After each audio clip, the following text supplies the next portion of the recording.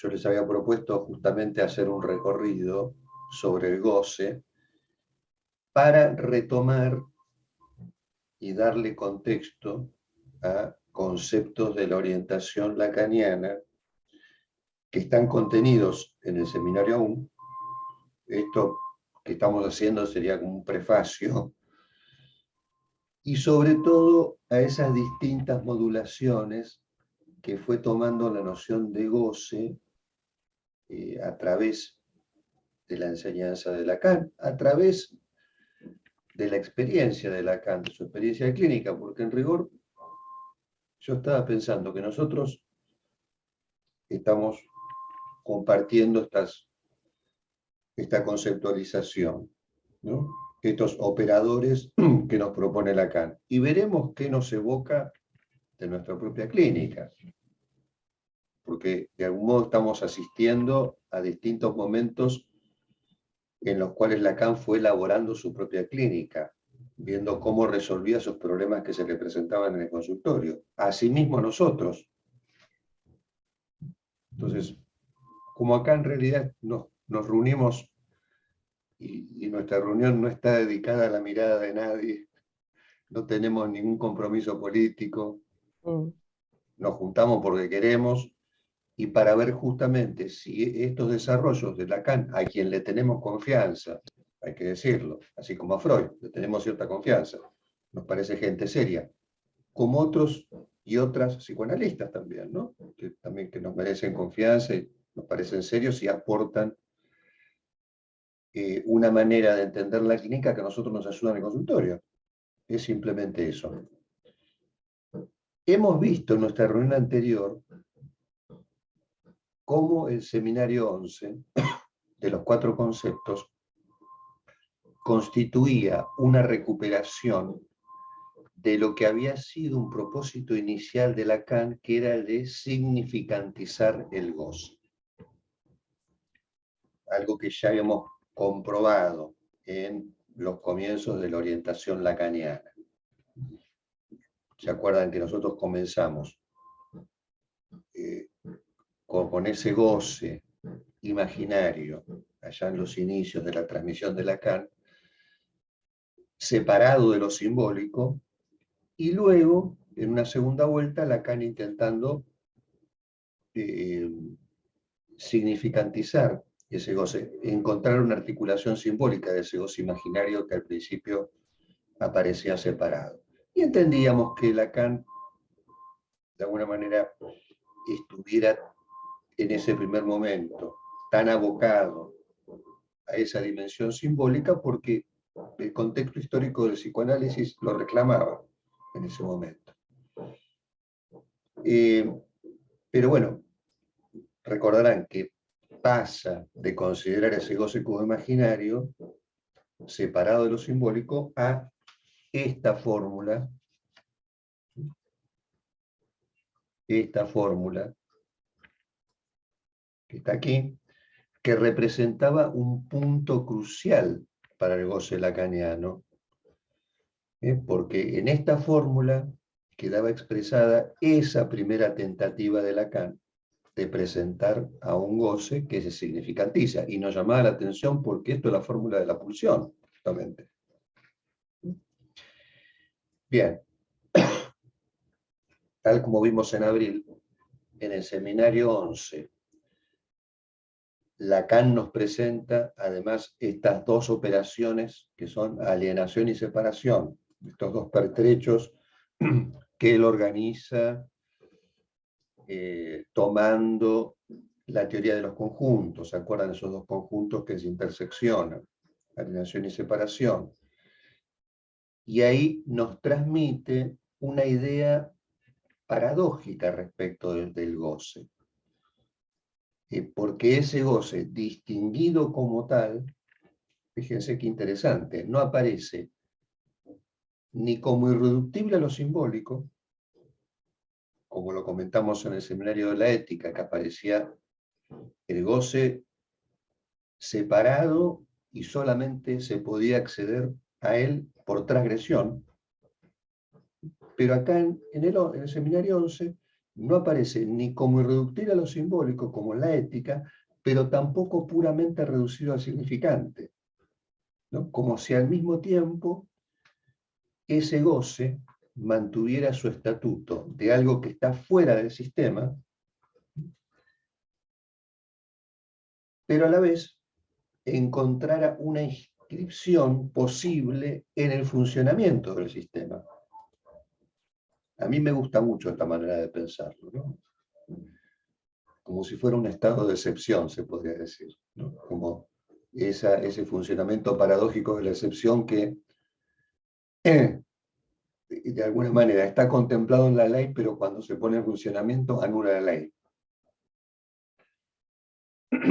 Entonces, en esta conjunción, ¿no?, de las dos operaciones, alienación y separación, tenemos a la alienación, que dijimos que era una operación simbólica, y no dejaba de sorprendernos un poquito, ¿no? Porque uno tendería a pensar así como, un poquito como con sentido común, que la alienación estaría más bien del lado del goce. No, es una operación simbólica, porque ahí tenemos a un sujeto del significante, es más, a un sujeto reducido a una falta de significante. Es decir, a un sujeto que no tiene otra sustancia que el conjunto vacío.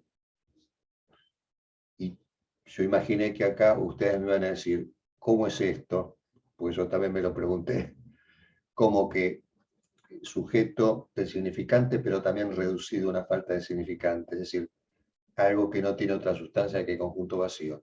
Como imaginé que podían preguntar sobre esto, recordé algo que podría ilustrar esta temática, y es algo que Jorge Fuckelman había comentado en el Hospital Español en el año 94, cuando se reunió con gente del servicio de psicopatología. Ustedes saben que el servicio del Español en esa época fue muy activo, tenía un servicio, colegas sobre todo del área infanto-juvenil, en los que invitaban gente. Bueno, Fuckelman fue muchas veces, Elena Lacombe me invitaron a mí. Después hicieron un cuadernillo con eso. Bueno, ya les comentaré novedades sobre esas transcripciones y desgrabaciones.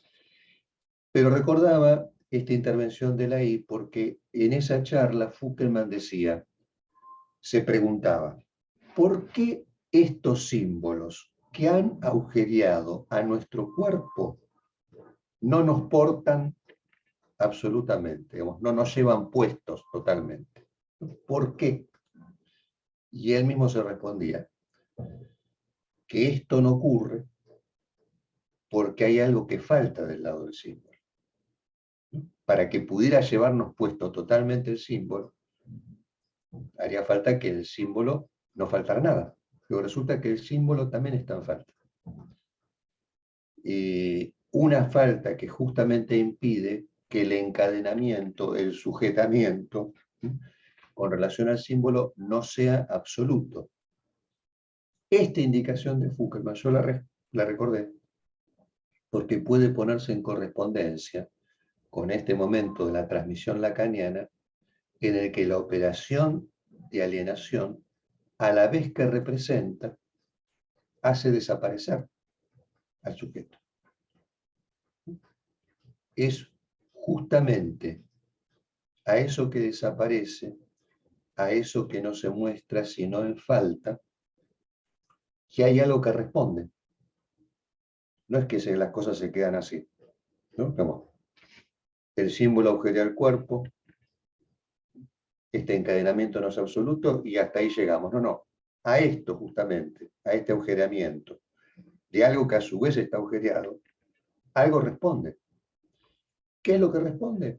Bueno, la respuesta a esa falta a esta altura del seminario 11 viene por el lado, lo que podríamos llamar una evidencia de vida.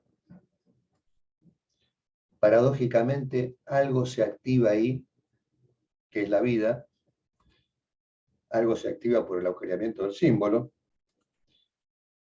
y activada esta evidencia de vida, en realidad pone también en activo una pérdida de vida, la que imprime el significante. como si se activaran ahí las dos dimensiones, de la sexualidad y la de la muerte, ¿no? El eros y el tánatos. Esta evidencia de vida, que es también la evidencia de nuestra mortalidad, en algún lugar Lacan lo dice muy claramente esto, ¿no? Como nuestra introducción en la vida también nos introduce en la muerte, de entrada. Esta evidencia de vida justamente es lo que introduce la existencia del cuerpo del sujeto. Por eso a mí me gusta pensar que el cuerpo no está desde antes. El cuerpo aparece, se visibiliza por el agujereamiento del símbolo. Ahí aparece en escena. Aparece agujereado por una voz, ¿no? Y esta voz aportando una luz, y esta luz sustentando una mirada allí. Y poniendo en juego ahí el campo de lo visible y de lo invisible. Y la voz también poniendo en juego el campo de lo audible y de lo inaudible. Y aquí, lo que nos comenta Lacan es que en esta operatoria, en esta matriz, es donde se introducen los objetos de la pulsión, como reparando, colmando esta pérdida de vida. Por eso a la respuesta de qué responde, ¿qué es lo que responde? Bueno, ahí vienen a responder algo que nosotros conocemos como pulsiones parciales, ¿no? Y los objetos de la pulsión, como tratando de reparar y colmar esta pérdida de vida. Y es acá donde aparece la invención de Lacan, a esta altura del seminario 11, la del objeto A, que es, digamos, una instancia mucho más modesta, más reducida, más manejable, que esa cosa con mayúscula sobre la cual comentamos en abril, y que aparecía en el seminario de la ética. Entonces acá aparece el objeto A como elemento de goce, es la cosa con mayúscula vuelta elemento, y elemento múltiple, además. Ahora, resulta interesante porque desde la introducción del objeto A, nosotros ahí observamos como cierta ambigüedad en este objeto A. ¿Por qué? Porque por un lado encarna a la cosa con mayúscula, a la cosa de la ética. De algún modo es como, está en la genealogía de la cosa, ¿no? Y es su figura elemental. Pero por otro lado, este objeto A está sujeto al otro con mayúsculas de algún modo. Tiene algún tipo de sujeción. Ahí está la ambigüedad. Entonces, parecería que este objeto A se presenta allí como mediador entre la cosa con esa cosa, ¿no?, de la ética, y el otro con mayúscula. Es como si en el objeto A, el otro con mayúscula del significante le impusiera de algún modo su estructura a la cosa. Fíjense que representa nuevamente en Lacan ese intento, esta vez de una forma renovada y sobre nuevas bases, de significantizar lo que veíamos en marzo, cuando luego de haber considerado el goce como imaginario, Lacan intentaba luego encontrar una articulación simbólica, que luego descartaba. Bueno, ahora, con la introducción del objeto A, es como si se volviera a traducir algo de ese orden de significantizar el goce. Pero respetando, por supuesto, que sin duda acá el objeto A no se trata del significante, es como de otra estofa. Pero podría decirse que con la invención, claro, con la invención del objeto A, Lacan abandona la noción de significante del goce. Ya no vuelve a referirse a eso, porque más bien la naturaleza misma del goce le parece, ¿no?, refractaria, reacia a ir prendida del término significante. Entonces, ¿qué hace a esta altura de su enseñanza? En lugar de significante del goce, nos presenta el objeto A.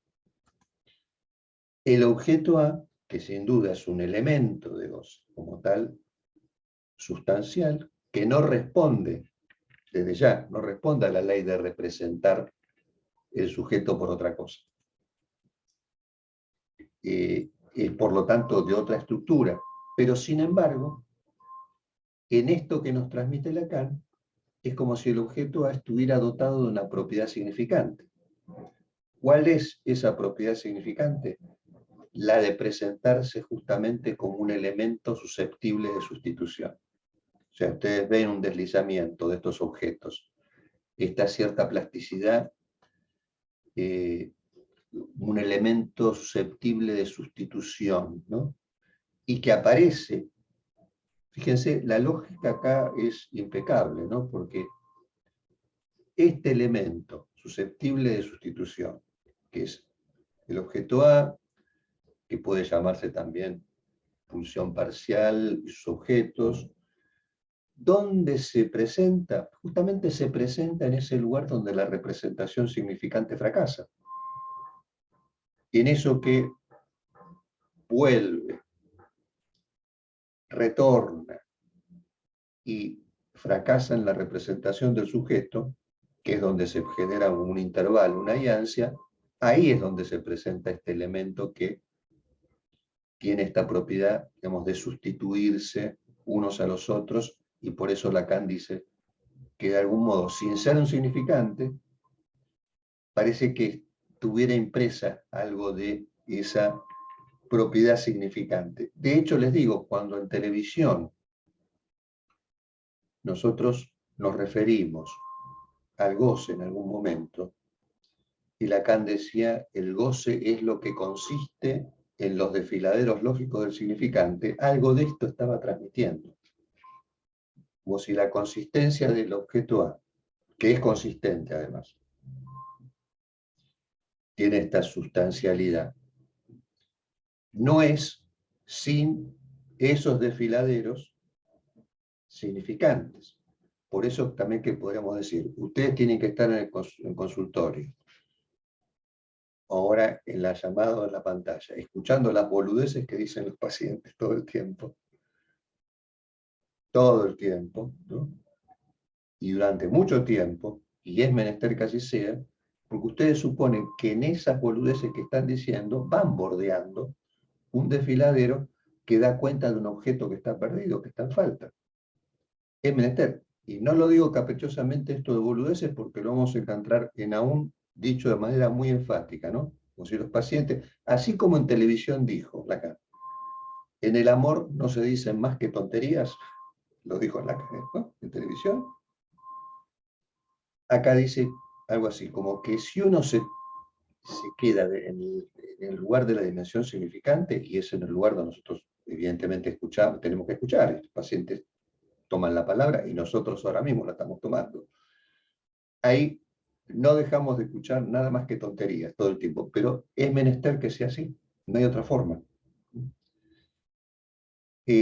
Justamente para toparnos con la imposibilidad, como hay algo que no se puede terminar de decir, como que siempre hay un medio de decir. Por eso también, que a mí me parece muy interesante, aunque es muy difícil y es un desafío, que nuestras intervenciones también sean un medio de decir. Tengan un estilo más bien alusivo, más bien oracular, se podría decir. ¿Es complicado? Re. Pero me parece que hacia ahí debería tender siempre nuestra intervención, ¿no? Hacia ese medio de decir, porque eso se podría en correspondencia justamente con el objeto del que se trata. Bien, les decía, este elemento susceptible de sustitución en ese lugar donde la representación significante fracasa. Y voy a ejemplificar con algo que atañe, por ejemplo, a ese pasaje de la niñez a la adolescencia, donde ahí también empezamos a constatar los fracasos y la incomodidad, de manera distinta que en la infancia, ¿no? Que más bien esa incomodidad, esos fracasos, aunque en el niño o la niña latentes, por supuesto, se experimentan con relación al grupo de pares, sin duda, más bien están del lado de los padres.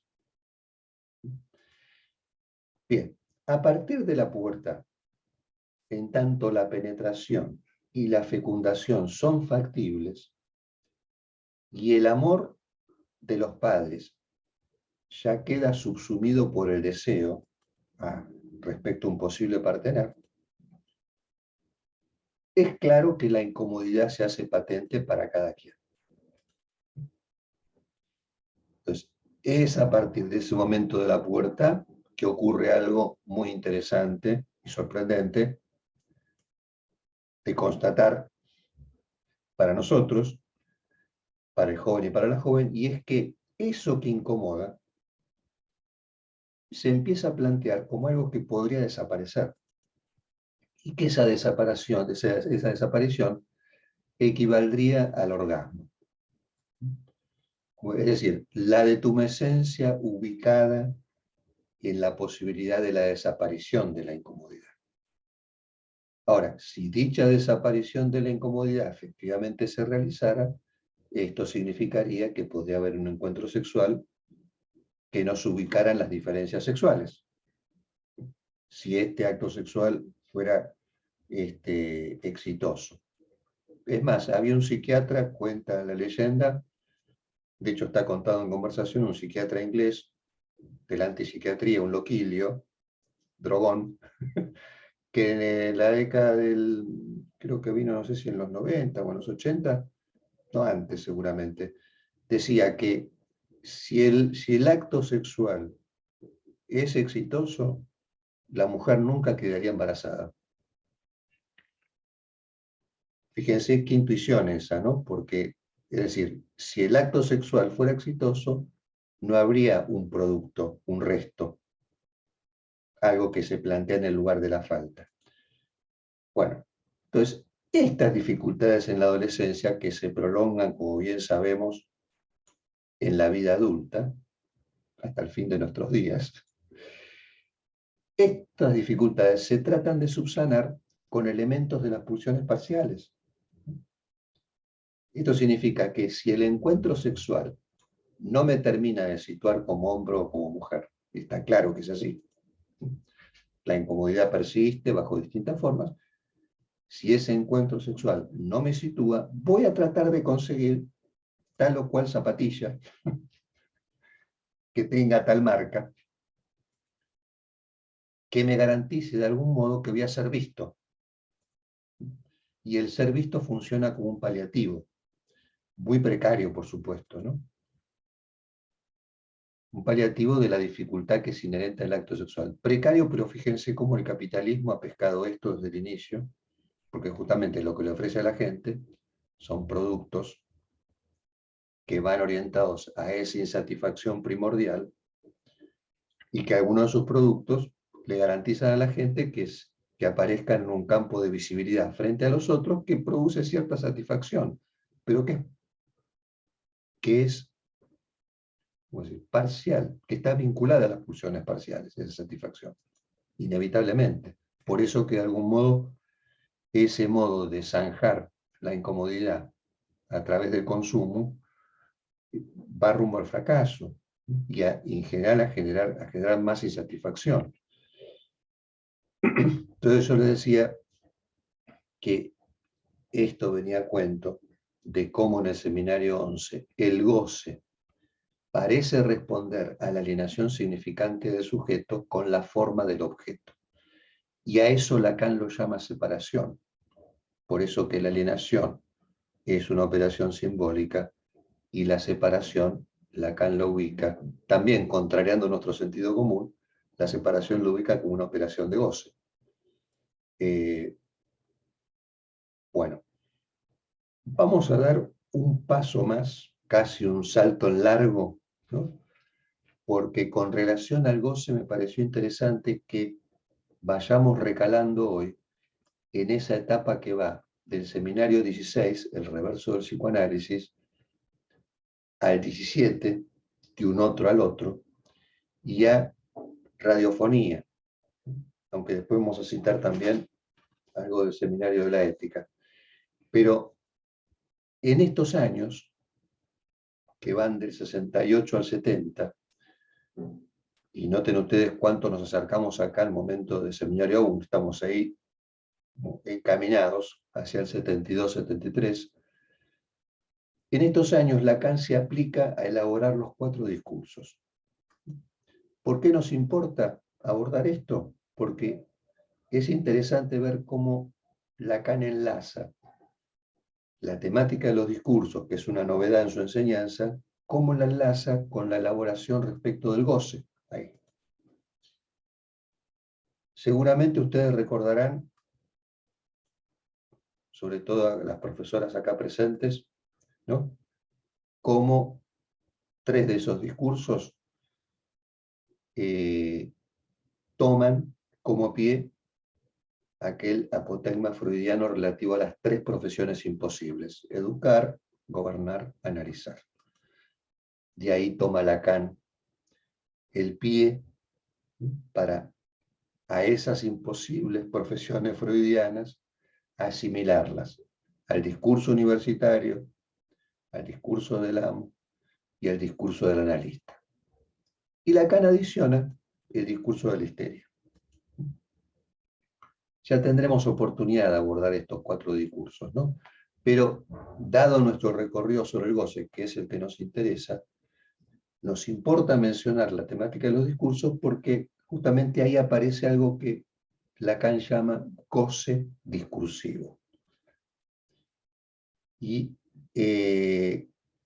entre los seminarios 16 y 18 se produce en la enseñanza de Lacan un corte conceptual que ya habíamos percibido en televisión, que se venía insinuando, un corte conceptual donde la clínica psicoanalítica comienza a ser ordenada de otra manera.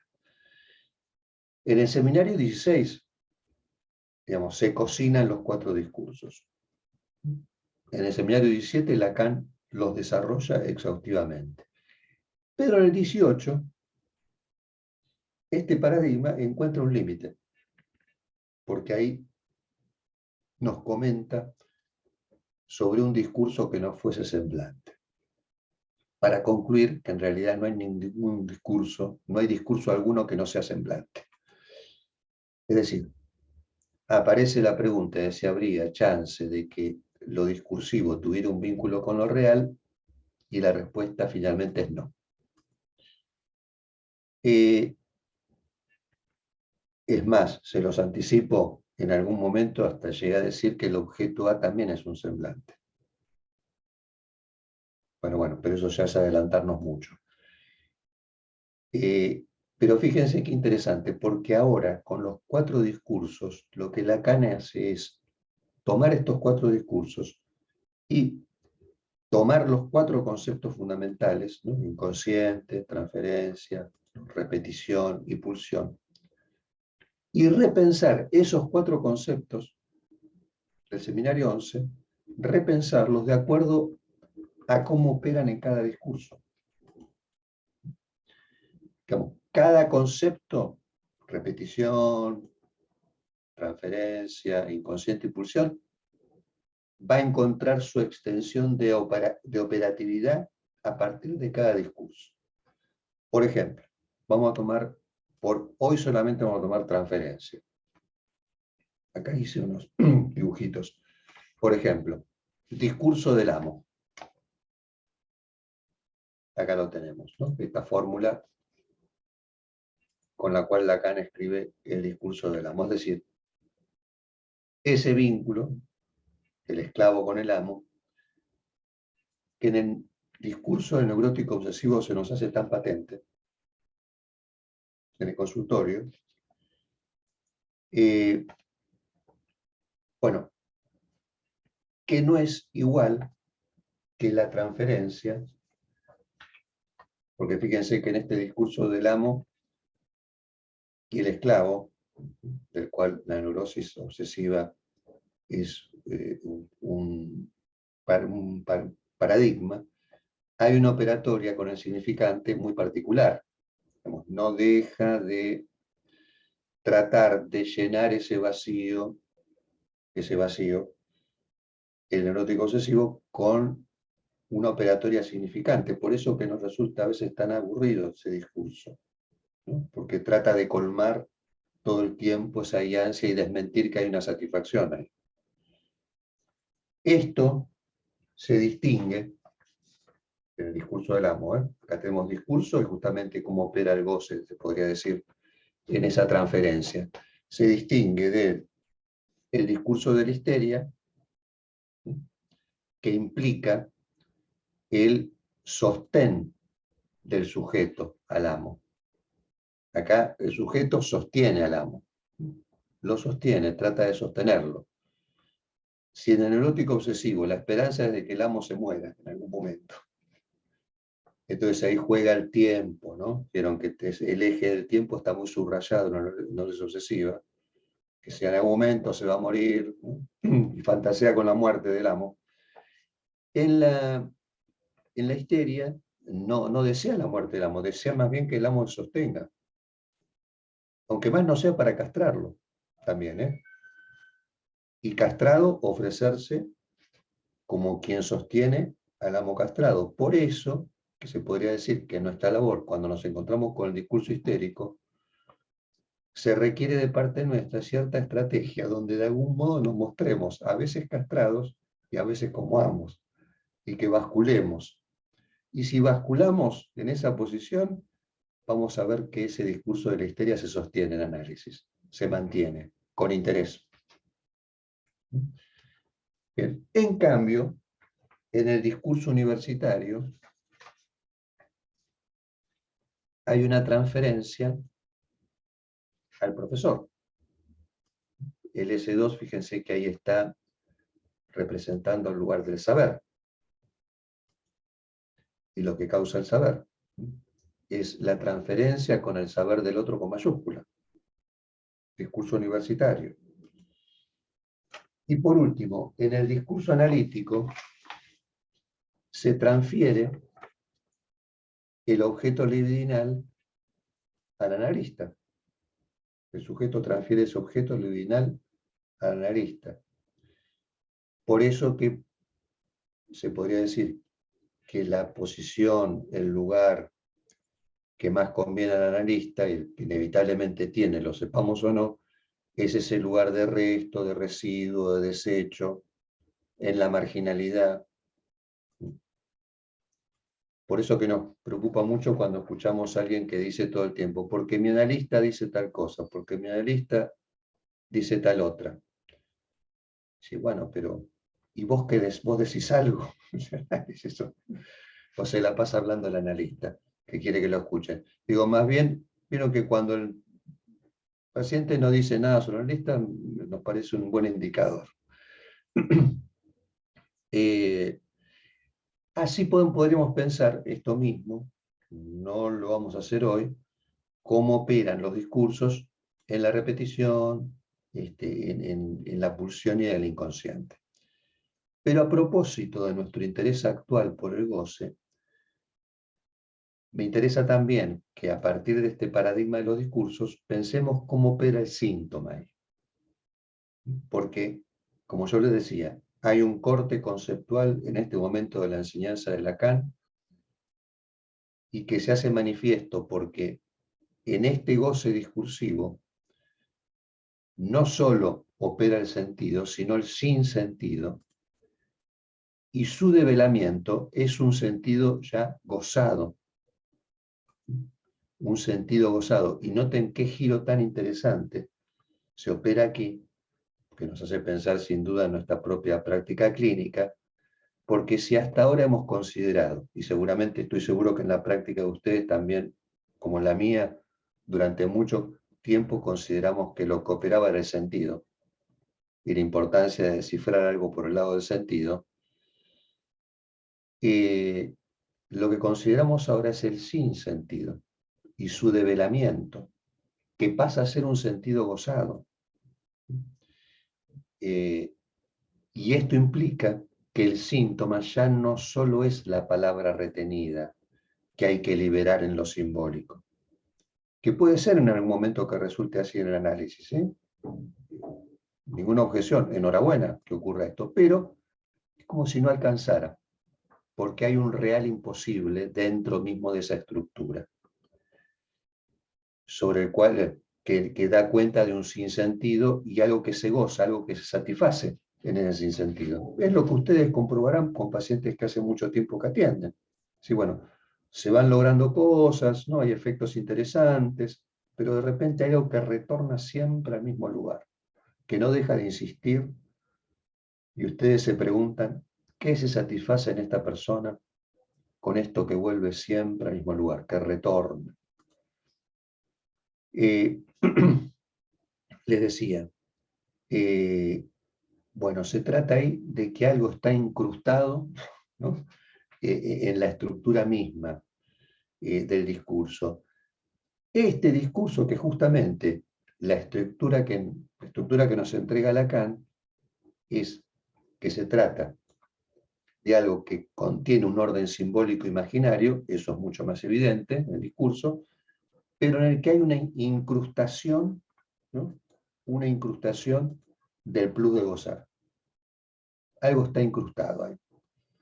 De este modo Lacan da cuenta, entonces, de que hay una relación primaria del saber con el goce.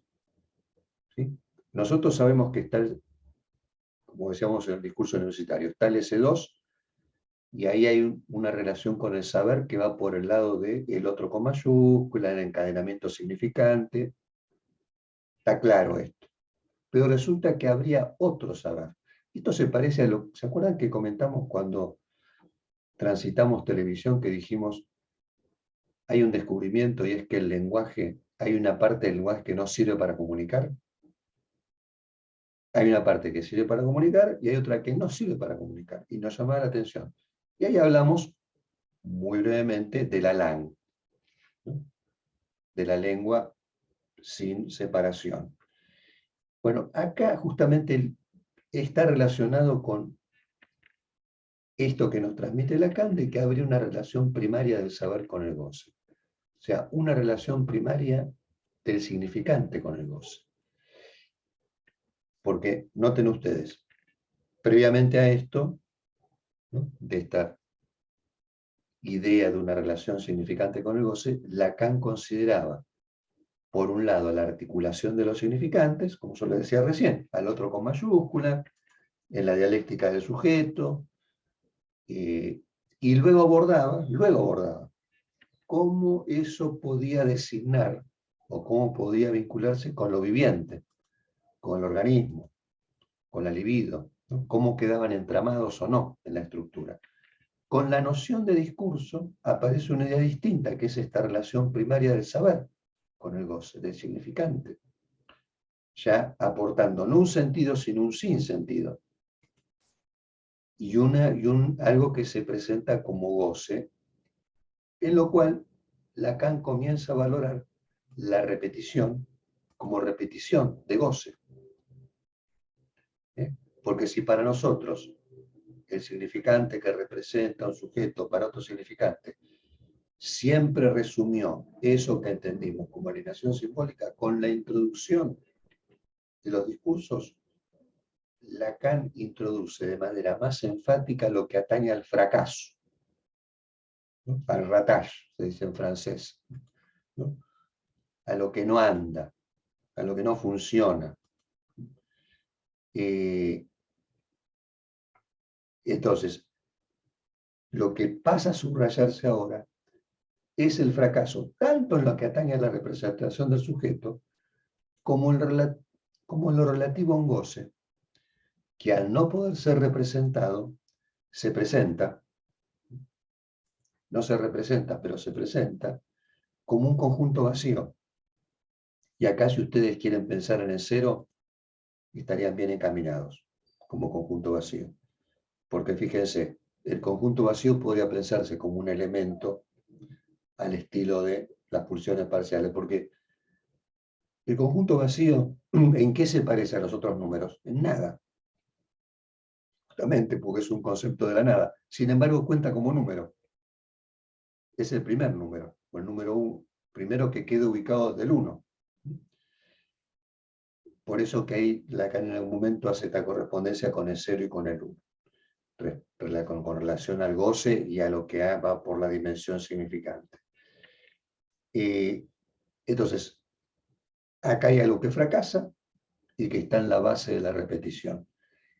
Y es acá cuando Lacan nos indica algo que también conversamos con ustedes en televisión y que no dejó de sorprendernos en su momento, porque introduce un término que evidentemente nos llama la atención, que es signo. A esta altura de su enseñanza, y decimos, pero ¿cómo aparece esta palabra que atrasa 20 años? ¿No es cierto? Como que parece del primer momento donde Lacan estaba más interesado en la cuestión de la comunicación. Aparece el signo, involucra esta definición del signo Lacan en esta temática y toma la definición de un tal Peirce, que fue un filósofo, un lógico americano, cuya definición es: el signo representa algo para alguien. El signo representa algo para alguien. Peirce fue considerado como el padre de la semiótica moderna junto con Saussure. Y noten ustedes que la primera alusión de Lacan a Peirce se encuentra en el Seminario 7, donde Lacan, Seminario 7 de la Ética, donde Lacan, en principio, fíjense cómo introduce el tema del signo, que interesante, porque está vinculado a las pulsiones. Está en el capítulo 7, del 7, que se llama Las pulsiones y los señuelos, en el apartado 2, pueden ir a buscarlo allí. Ahí cita a Freud, Lacan, en Introducción al Psicoanálisis, cuando Freud dice: tenemos que tomar en cuenta las pulsiones. Y tomar en cuenta que las mociones pulsionales sexuales son extraordinariamente plásticas. Pueden entrar en juego las unas en lugar de las otras. Pueden tomar sobre sí la intensidad de las otras. En cuanto a la satisfacción les es rechazada por la realidad, la satisfacción de una pulsión puede ofrecerle a otra una completa indemnización. Me encantó esta palabra, indemnización. Es genial, ¿no? Si la pulsión no encuentra satisfacción en la realidad, aparece otra que la indemniza. Está buenísimo esto. Se comportan las unas de cara a las otras como una red, ¿no? Como canales de vasos comunicantes que están llenos de un fluido. Fíjense que las pulsiones se llevan mejor entre sí que las personas, ¿no? Pues se indemnizan, se sustituyen, ¿no? Tiene una cierta solidaridad, hay que decirlo. Bueno, y acá mismo también plantea, justamente comentando respecto de esta temática de la pulsión, que la primacía genital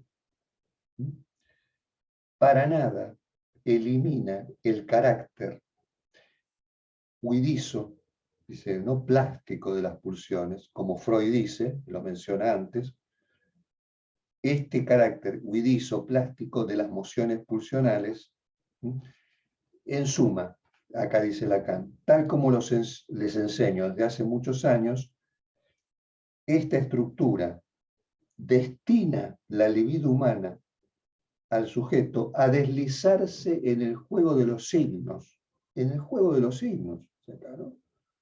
A ser subyugada por el mundo de los signos. Está hablando de las pulsiones, no de las representaciones, de las pulsiones y cómo son subyugadas por este juego de los signos.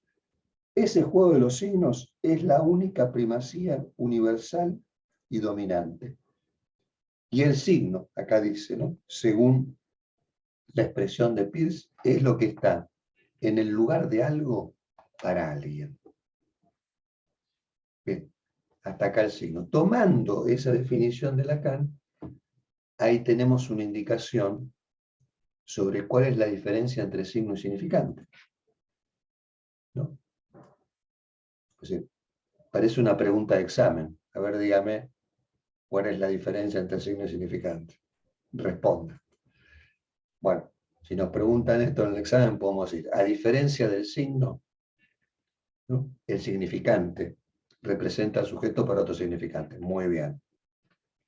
Por otra parte, es una definición muy útil en nuestra práctica clínica, ¿no?, porque nosotros no recibimos meramente individuos o personas, sino sujetos que están especificados por el concepto de inconsciente. Entonces, este modo de definir el significante resulta útil, sigue resultando útil, porque lo que hace surgir no es a un destinatario, sino a la instancia del sistema de significantes que están enlazados a otros significantes.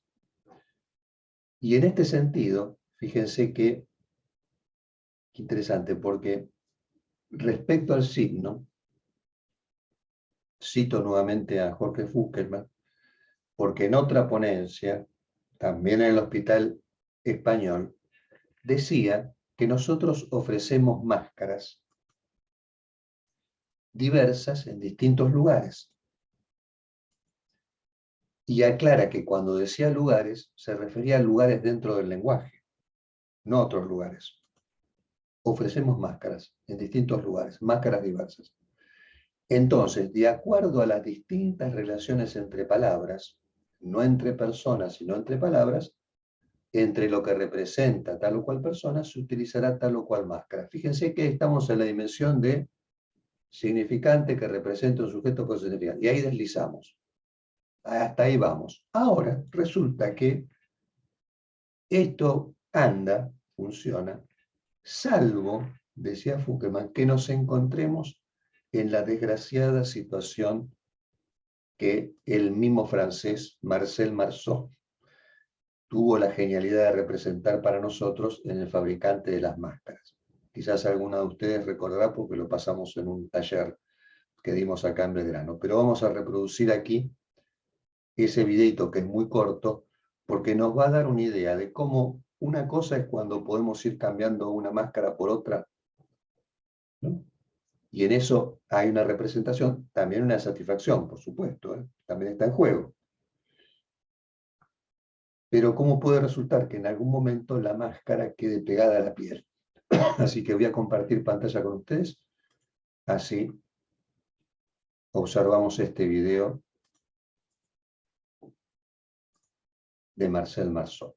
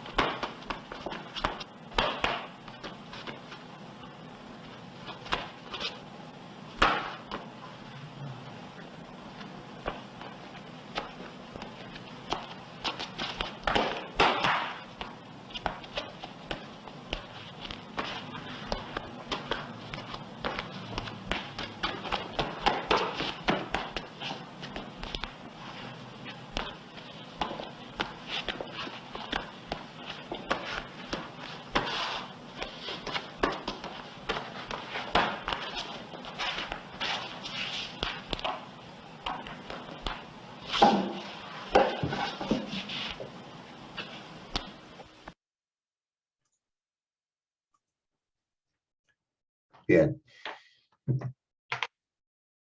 Ahí teníamos a Marcel Marceau,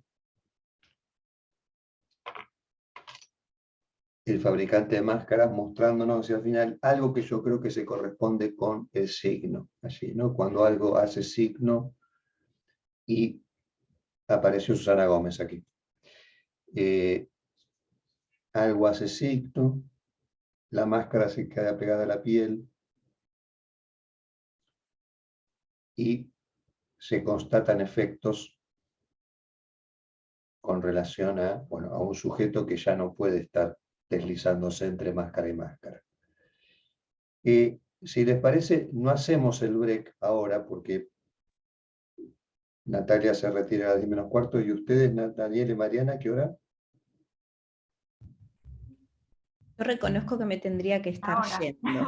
Sí, ahora nos iríamos. Ah, Me encantaría poder quedarme, pero lamentablemente si no, no llego aunque sea 10:15. bueno, entonces nos quedamos nosotros conversando y que Bueno, tengan buen día. gracias, saludos a todos y nos vemos la Estamos en contacto. próxima. Chao. ¿Qué tal, Susana? Buen día. Hola chicos, ¿cómo están? Bueno, ¿qué les parece? ¿Cómo procedemos hoy? Porque Natalia ahora se va en 15 minutos, recién llega Susana. Seguimos charlando. Hola, Susan. Bueno, Hola Nati, ¿cómo va? ¿Todo bien? Bien, bien. Volviendo a Sí, hacer me parece que es mejor que sigamos estos 15 minutos, ¿no? bien. Sí. Mejor. Hola, Su. Hola Miri, ¿cómo estás? ¿Cómo va? Bien. Entonces, ¿saben lo que voy a hacer? Voy a parar la grabación por si aparece alguna ocurrencia clínica para no comprometer el... ¿O quieren que deje grabando? Como ustedes prefieran. No, que me van a denunciar. Eso.